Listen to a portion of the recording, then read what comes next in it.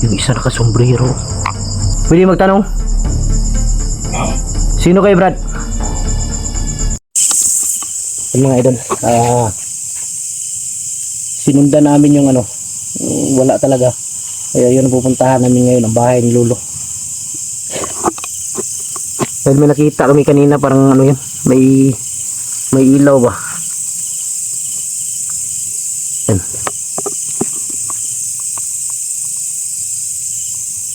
Ah.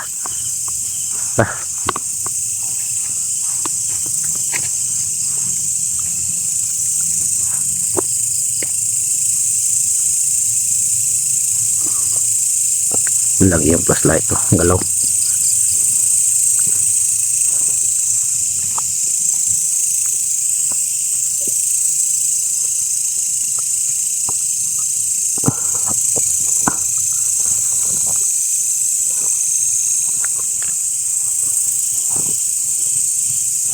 Parang may nakasunod.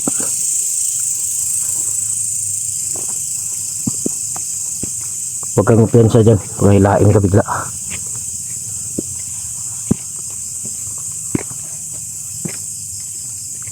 Sini. Tumakbo.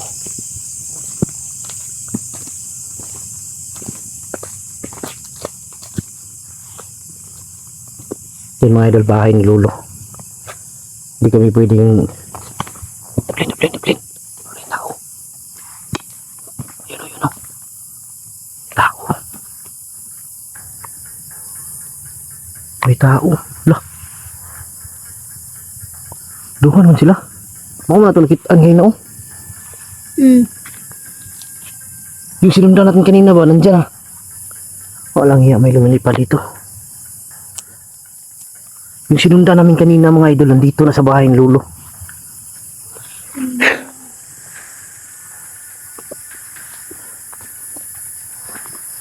Yung sinundan namin kanina, pumapasok sila sa bahay. Ramdam ko may nakasunod sa amin. Ramdam ko mga idol may nakasunod sa amin. Kakaiba. Parang masamang ano ba? Masamang elemento. Dahan lang, Manda. Nangyayang bilis lumakad ni Manda. Dahan lang.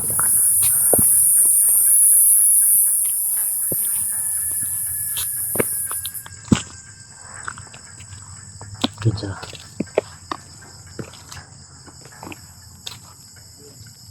Lala.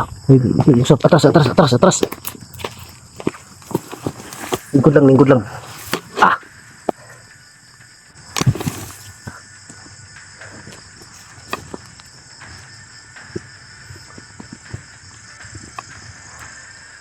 Diyan sila sa loob. Diyan sila sa loob mga idol. Dito sila dumaan.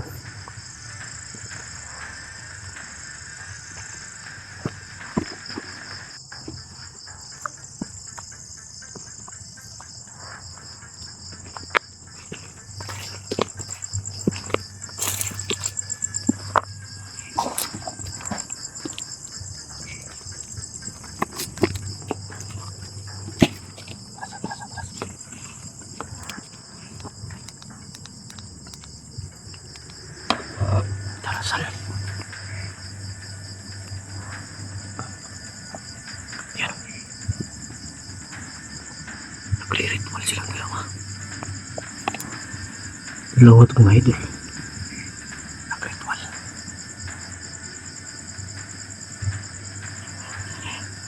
Parang mga gabay ito ni Lolo. Mga gabay ito ni Lolo mga idol, sigurado ako. Hindi lang muna namin disturbuhin dahil parang ano sila, may ginagawang dito sa loob. Pero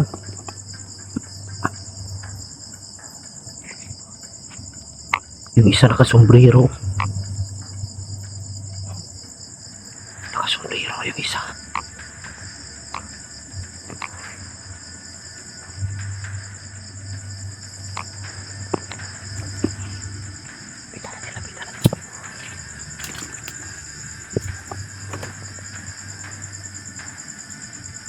Kikita ninyo mga idol,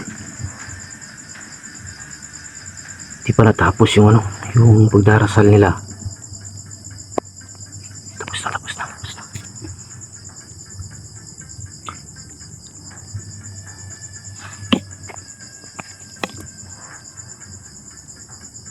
Brad.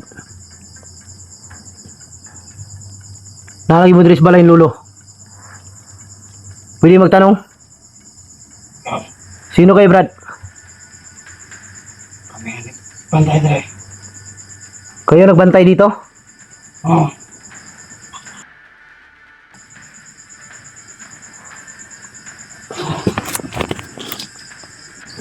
Yun mga idol, biglang nag-ano yung cellphone ko.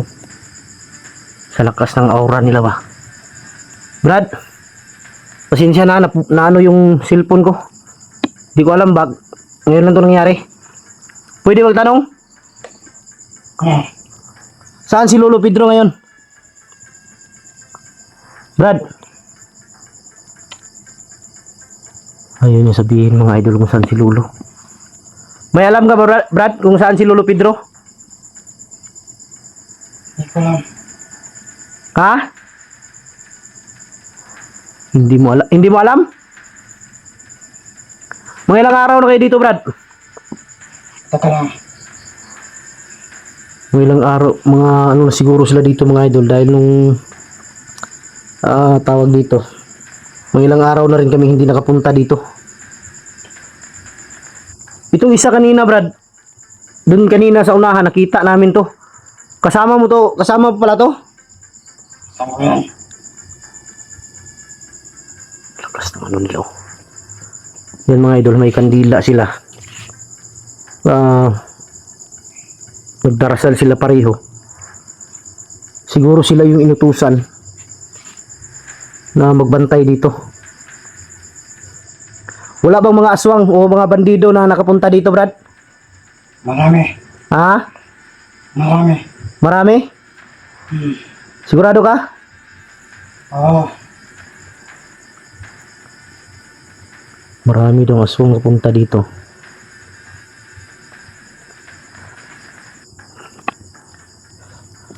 Brad, huling tanong Brad. Pwede bang malaman kung nasaan si Lolo Pedro? Brad, Dito sa malayo. sa malayo? Oo, malapit na siya dumating. Malapit na dumating. Malapit na daw dumating si Lolo Pedro mga idol. Ibig sabihin, si Lolo Pedro nakatakas. Or may tumulong. Pero para sa akin kasi mga idol, hindi ako naniniwala na si Lolo nakuha ng mga aswang. Dahil alam kong kakayahan ni Lolo Pedro. Siguro may misyon. Baka pinasok niya yung lugar ng mga aswang. Malalaman natin yan kung darating si Lolo. Dahil ang sabi niya, malapit nang darating si Lolo. Sigurado ka Brad, malapit nang darating si Lolo? Malapit na. So mga ilang araw na kayo dito, matagal na. Ang pagkain nyo dito Brad? Wala kaming pagkain. Wala kayong pagkain? Pasensya na Brad, dahil kung alam ko lang nandito kayo, pwede ko sana kayo mabilhan ng pagkain. Pero huwag kayong mag-alala. Babalik ako dito bukas. Dadalan ko kayo ng pagkain. Hindi lang natin siguro itanong kung anong mga pangalan nito dahil alam ko hindi sasagot yan. Mga kasama kayong lolo dati? Oo. Itong sombrero na to, natandaan ko to. Yung sombrero na yan mga idolo. Nabanggit ni lolo sa akin yan. Na ang nagmamay-ari yan. Isa sa pinakamalakas na ano. Na mandirigma din noon. Di kaya kilala to ni Charlie.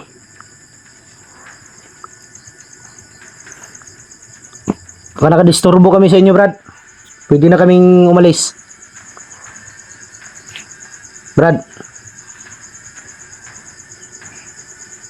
Aras lang tayo, baka nakadisturbo tayo. Balik tayo dun sa ano.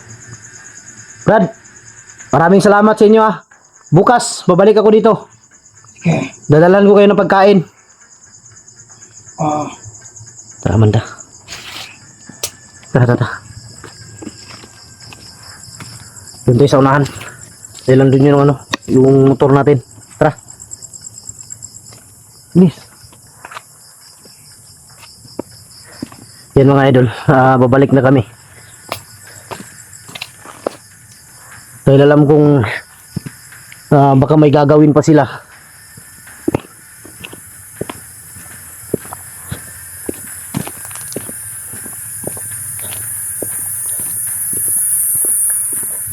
Please.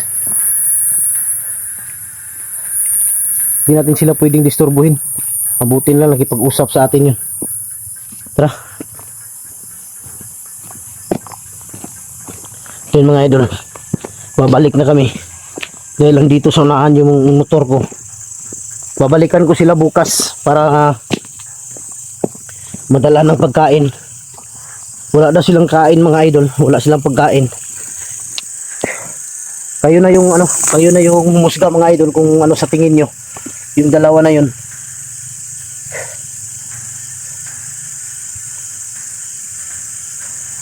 Dahil yung sombrero na suot niya, natandaan ko yan noon na may nabanggit si Lolo Pedro na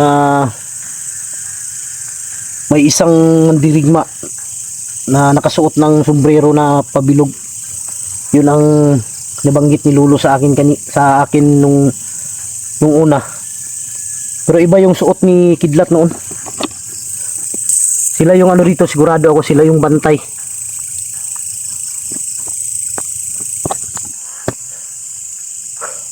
Sa tingin mo Amanda, mga ano yun? Walang yan, nilisik ang mata ni Amanda. Ayun mga idol, bukas babalik kami. Balikan natin sila Amanda para dala tayo ng ng pagkain para sa kanila. Ha? Dahil pero sa tingin ko parang hindi ko makain ng mga tao na yun.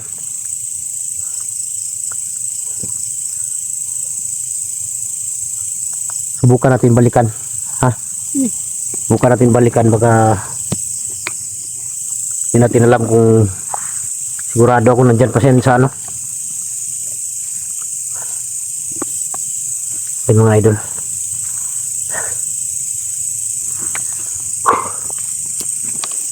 Misteryoso ang dalawang tao na yun. Parang may kakaiba talaga sa kanila mga idol. Dahil nung pagpasok ko palang parang sobrang init ng katawan ko, pinapawisan ako. At basta kakaiba yung aura nila. Malakas. Sa tingin ko hindi mga ordinaryong tao yun. Malapit na daw darating si Lolo Pedro. Naguguluhan talaga ako mga idol kung anong nangyari kay Lolo Pedro. Pero hintayin ko ang araw na yun na sinabi niya na malapit nang darating si Lolo Pedro.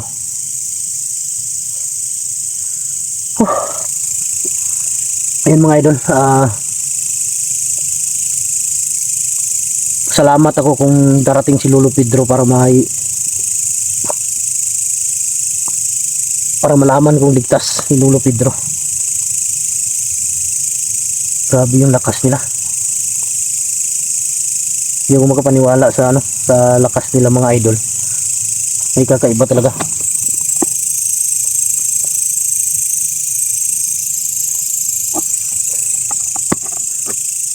Yung mga idol, hanggang dito na lang yung video natin dahil papunta pa kami doon sa may motor para makaalis kami ni Amanda dahil bukas babalik kami dito.